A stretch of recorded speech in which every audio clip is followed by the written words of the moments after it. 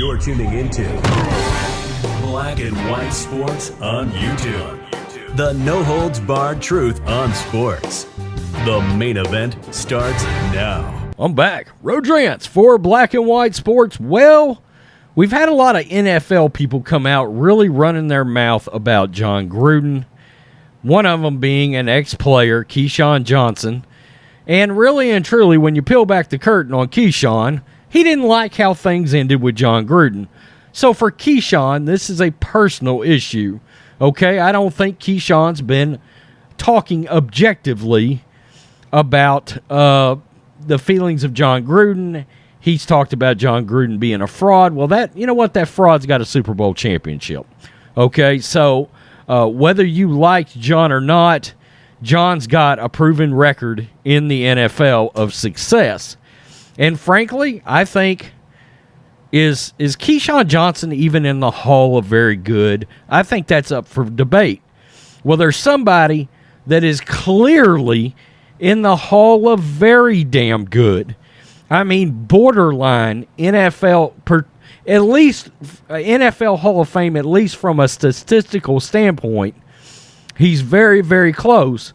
And that's Andre Bad Moon Rison, a guy that played for Jon Gruden. Well, he has come out and he's made it clear he's got Jon Gruden's back on this. He does. He came out and made some comments. We're going to go over them because Bad Moon is coming out. That's right, Spider-Man. Anybody remember that nickname? Andre Rison, he's got 10,000 yards, by the way, 84 career touchdowns. Very good NFL career. Andre Rison says Jon Gruden is, quote, not a racist amid leaked email scandal. Jon Gruden has his first defender in former NFL receiver Andre Rison, who said there's no way Jon Gruden is a racist.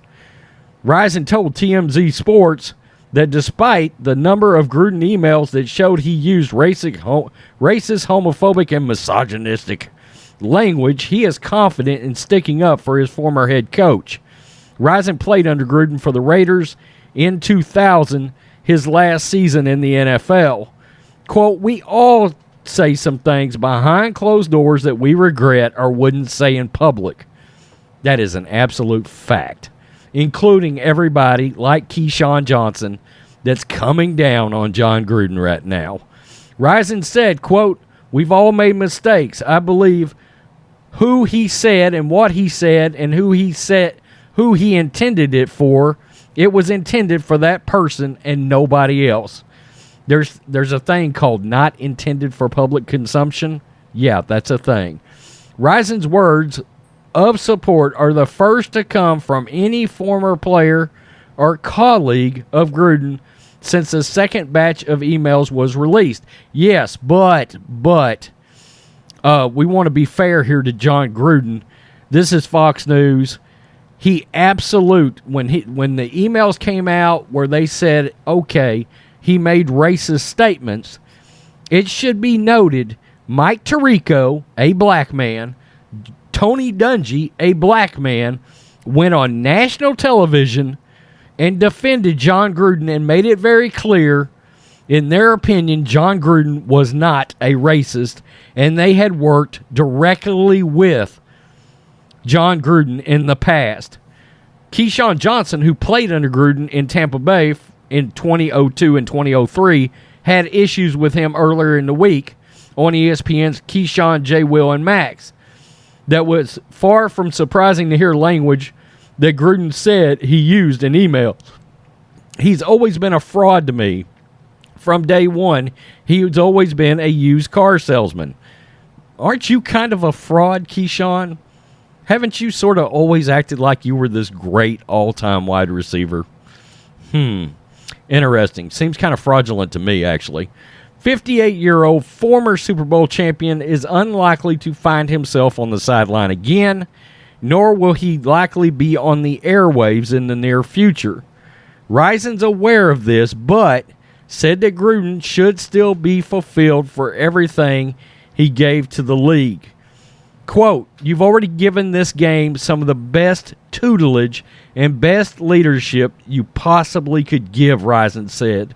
So if you ever you don't ever touch the game again, don't feel any type of way. Go on with your life. Enjoy the rest of the Gruden family.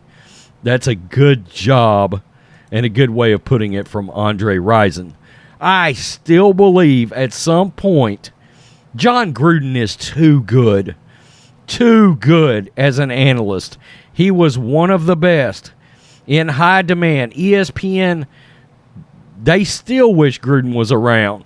Now, under the circumstances, of course, ESPN would never admit that, but they never wanted to lose Gruden back to coaching ranks. Never.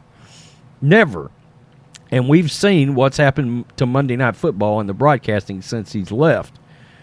I give Andre Rison a lot of credit here for stepping up and defending Gruden and breaking away from the narrative, because I think that's so much that's part of this.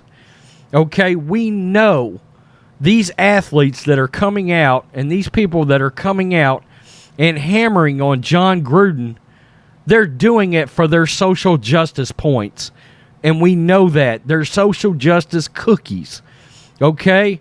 They're trying to show, I've said it before, I'll say it again, there's a race to prove who's the most woke, and everybody wants to win, whether it's Keyshawn Johnson or whether it's some celebrity lunatic like Alyssa Milano.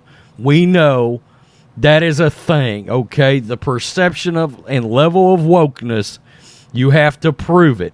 All these people are trying to prove it in the media. Celebrities, sports stars, LeBron James. I mean, we all think they're a bunch of damn hypocrites. Let's be real, okay? And look, people like LeBron he's proved his racism with some of the comments he's made about white people. Yes, the road does lead and travel both directions. It absolutely does. So, good job, Andre Rison, Bad Moon. And I think you will eventually see a lot of people slowly coming out to bat for Jon Gruden as time goes on in the future. It's going to happen. I still say, look no further than him giving Darren Waller such a big opportunity to succeed after having struggles with addiction. That's a huge positive. Nobody wants to talk about that. Nobody does. And now Darren Waller is a top 5 tight end in the NFL. Peace. I'm out. Till next time. Thanks for watching the show. Be sure to like, comment, and subscribe. Be sure to tune in next time on Black and White Sports.